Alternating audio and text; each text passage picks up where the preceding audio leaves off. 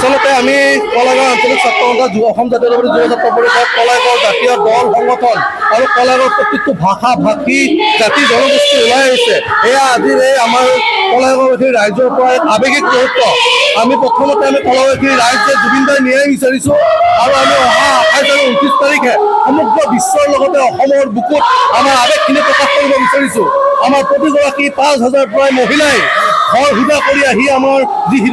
জুবিন দাৰ প্ৰতি থকা মনত খুব বেদনা, এই বেদনাসমূহ হিয়াও কৰি আমি পুনৰবাৰ এজন জুবিন দাৰ জন্ম হ'বৰ কাৰণে আমি ভগৱান আল্লাহ যিকোনো ওচৰত আমি কামনা কৰিছোঁ আৰু পুনৰবাৰ জুবিন দাৰ জন্ম হৈ যাতে আমাৰ অসমত যিবিলাক আমাৰ ক্ষতি হ'ল, যিবোৰ আমাৰ সমস্যা আছে, যাৰ অসমৰ সম্পদ, এই সম্পদ আমি হেৰুৱালোঁ আমি পুনৰবাৰ পাম আৰু আমি কলাবাসী ৰাইজে অসমৰ বুকুত নীলিম আকাশৰ তলত জুবিন দাক সদায় অমৰ কৰাৰ কাৰণে একক আৰু অন্যান্যভাৱে আমি অহা 29 তাৰিখে বিশ্বৰ